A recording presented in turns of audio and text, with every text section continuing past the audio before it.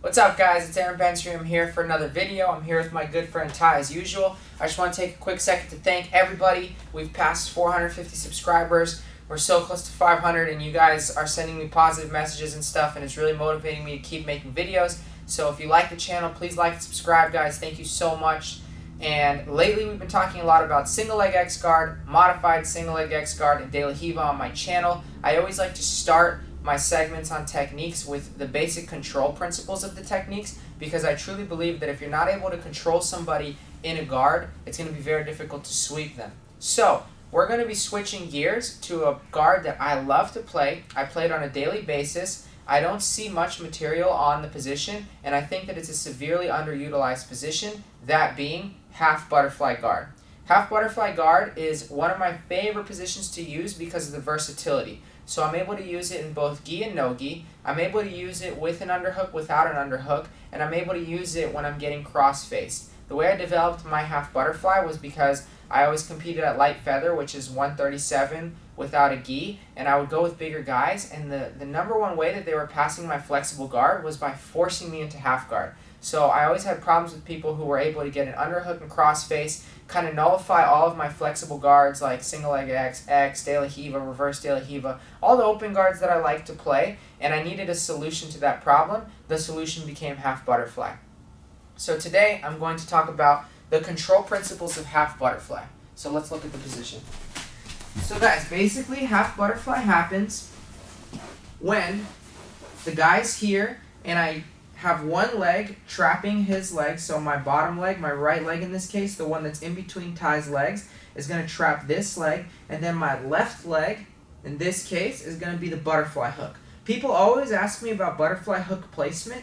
Honestly, it's going to be up to the person. I like to place it right about on my calf, like this. And I always keep an active hook, right? So my foot is never just flat like this. I'm always flexing my foot. I always have flexion on it, and I'm also always creating a wedge. So with half butterfly, I like to pull Ty on me so that my knee, my left knee, is now right about underneath his armpit in his ribs, and my left hook is right about his groin. So what I do is I keep opposing forces. So my knee is twerking towards my right as my hook is twerking out towards my left, like this. What this does is it creates like a wedge so that I have more control over Ty's upper body. And I think that this is one of the number one things people forget to do. They simply place the hook here, but they don't put any flexion on their knee.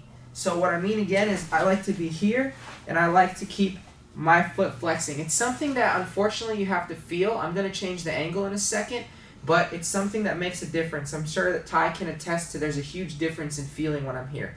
So being in half butterfly, there's various methods of control, and some of them are dependent on what your opponent is doing. But my basic control is still going to be to block the crossface. I always like to use like a monkey paw grip or my thumb to just maintain control of the bicep.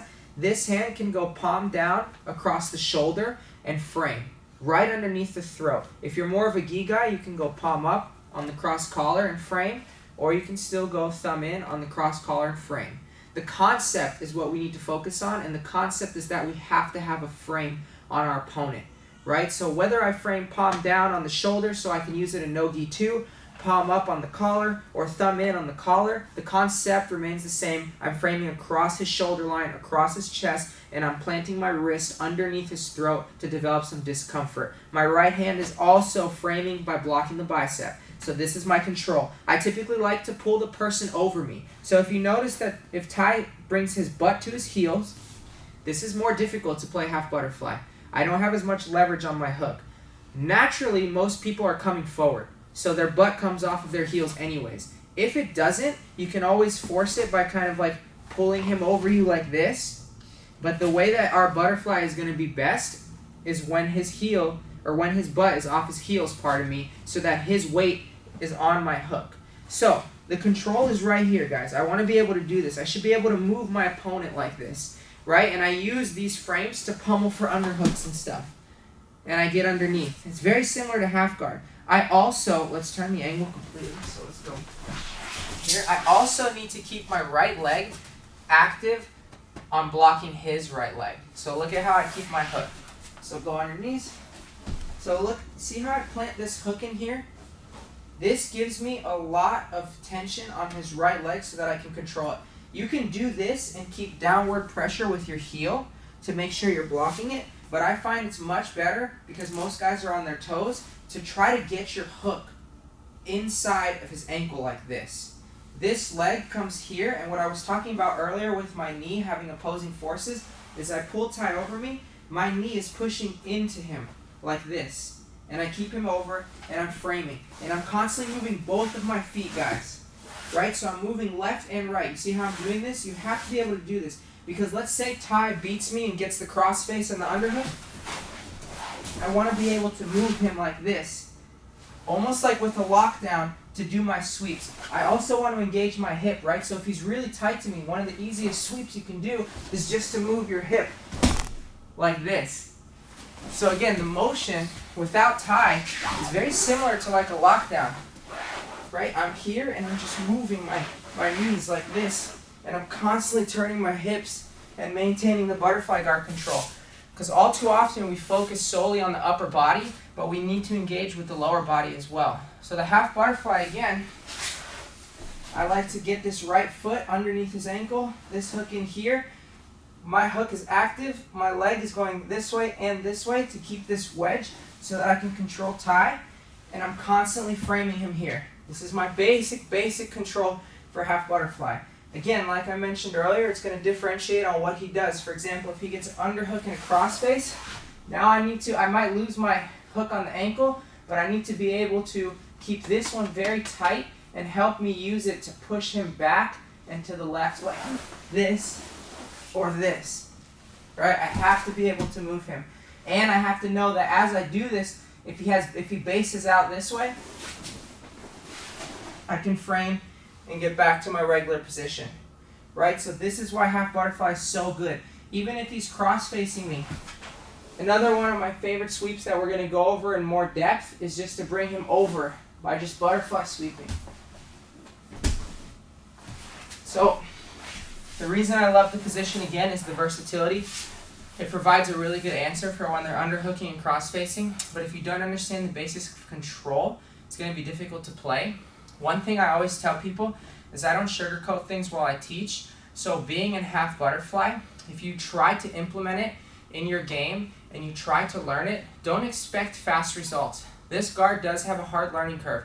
I teach it all the time at the academy, but I do find that it takes a little bit for the person to get accustomed to the control. And so what you find is they get their guard passed more often than not. But that's okay, that's how you learn. I don't want you to think it's the end-all be-all. A lot of people get passed while they attempt the butterfly sweep or while they're switching to the half butterfly. But once you understand how to control somebody, it's going to help you develop really strong hooks. If you're a leg blocker, it's going to help you get underneath their legs. And if you're somebody who's getting smashed a lot, it's going to help you stop the smash. But initially, let's have Tai put me in half butterfly. A lot of the things I see happen is when the guy gets the half butterfly, I see people get backstepped a lot. Right, like this. If Tai undoes his bottom hook to butterfly sweep me, right, maybe their butterfly sweep's not good and they end up here, and so they're not able to get the sweep initially. These are all things that are going to happen naturally as you progress and you start to play the position more. It happened to me. I lost tournaments trying half butterfly, but I tried, and I can confidently say it's been about 6-7 years that I've been playing this guard now, and it's an incredible guard. So those are the basics of control, guys. I hope you enjoyed this video. I'm going to be putting a lot of content out on the position, on some sweeps, on some submissions, etc., etc. So stay tuned, and if you like this content, please like and subscribe. Os!